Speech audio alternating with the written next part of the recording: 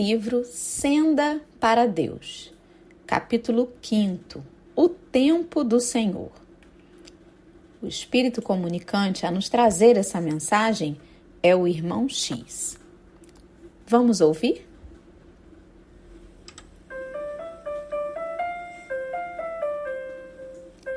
No lar dos apóstolos em Jerusalém, era Tiago, filho de Alfeu, o mais intransigente cultor dos princípios de Moisés entre os seguidores da Boa Nova. Passo a passo, referia-se à alegação do Cristo assim: eu não vim destruir a lei. E encastelava-se em severa defesa da lei mosaica, embora sustentasse fervorosa lealdade à prática do Evangelho. Não vacilava em estender braços generosos aos irmãos infelizes que lhe recorressem aos préstimos. Contudo, reclamava estrita obediência à pureza dos alimentos, às posturas do hábito, às festas tradicionais e à circuncisão. Mas, de todos os preceitos, detinha-se particularmente na consagração do chamado Dia do Senhor. Para isso, compelia todos os companheiros ao estudo e à meditação, à prece, ao silêncio, cada vez que o sábado nascesse, conquanto fossem adiados importantes serviços de assistência e socorro aos necessitados e enfermos que lhes batiam à porta. Dominado de zelo, o apóstolo notou a ausência de Zorobabã ben Assef nas orações do culto, com manifesto pesar. Zorobabã era um vendedor de lentilhas, que foi um colega dele de infância na Galileia. No entanto, desde muito vivia nos arredores da grande cidade.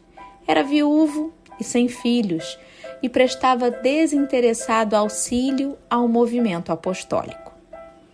Amanhava pequeno campo e negociava alguns produtos colhidos, depondo a maior parte dos lucros na bolsa de Simão Pedro para as garantias da casa.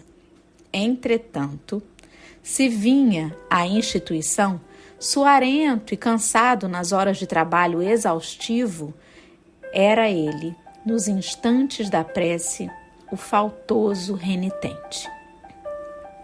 Várias vezes, Tiago mandou portadores adverti-lo, mas porque a situação não se mostrasse alterada por mais de 6 meses, deliberou ele próprio repreendê-lo em pessoa no ambiente rural. Sobraçando grande rolo com apontamentos do Pentateuco, junto de André, o fiel defensor da lei, na ensolarada manhã de um sábado de estio, varava trilhas secas e poeirentas em animada conversação. A certo trecho, falou-lhe o companheiro sensato: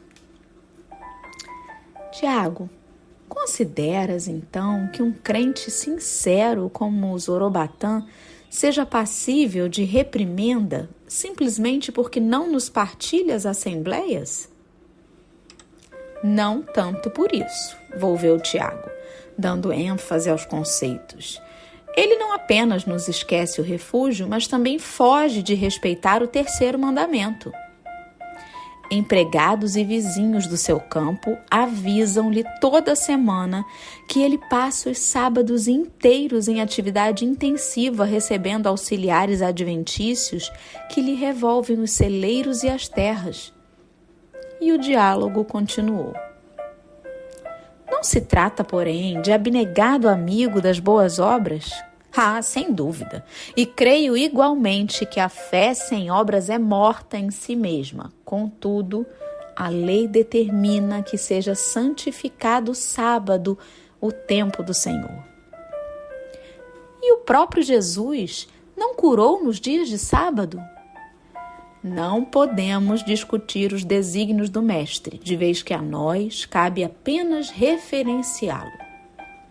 Se ele mesmo lia os sagrados escritos nas sinagogas, nos dias de repouso, ensinando-nos a orar, não vejo como desmerecer as veneráveis prescrições. André solicitou alguns instantes e voltou a observar. Tiago, se uma de nossas crianças caísse no poço em dia de sábado, não deveríamos salvá-la? Sim, concordou Tiago, mas nos sábados subsequentes, ser-nos-ia obrigação prender todas as crianças em recinto adequado para que a impropriedade não se repetisse. E se fosse um animal de trabalho? Assim, um burrinho prestimoso, por exemplo, que viesse a tombar numa cisterna profunda. Seria lícito deixá-lo morrer à míngua de todo amparo porque o desastre ocorreu num dia determinado para o descanso? Não hesitaria em socorrer o burro, disse o interlocutor solene, mas vendê-lo-ia de imediato para que não voltasse a ocasionar transtorno semelhante.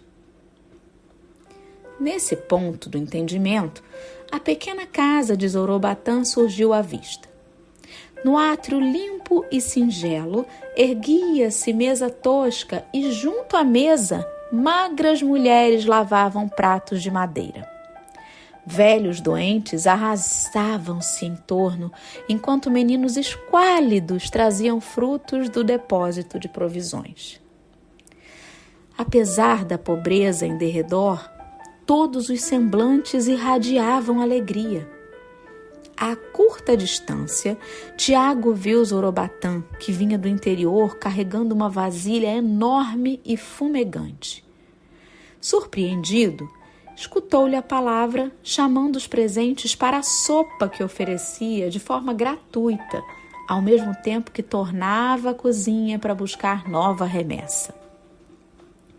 Sentaram-se todos os circunstantes, nos quais o apóstolo anotou a presença de aleijados e enfermos, viúvas e órfãos, que ele próprio já conhecia desde muito.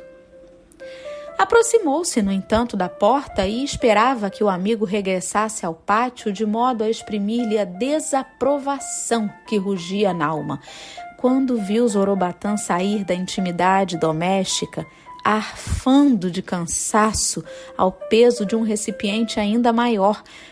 Dessa vez, porém, um homem de olhar brando vinha junto dele, apoiando-lhe as mãos calosas para que o precioso conteúdo não se perdesse. O visitante, irritado, dispunha-se a levantar a voz, quando reconheceu no ajudante desconhecido o próprio Cristo, que ele, só ele, Tiago, conseguia ver. Mestre, exclamou entre perplexo e constrangido. Sim, Tiago, respondeu Jesus sem se alterar. Agradeço as preces com que me honram, mas devo estar pessoalmente com todos aqueles que auxiliam os nossos irmãos por amor de meu nome. Com grande assombro para André, o velho apóstolo, em pranto mudo, largou o rolo da lei sobre um montão de calhaus superpostos, segurou também a panela e começou a servir.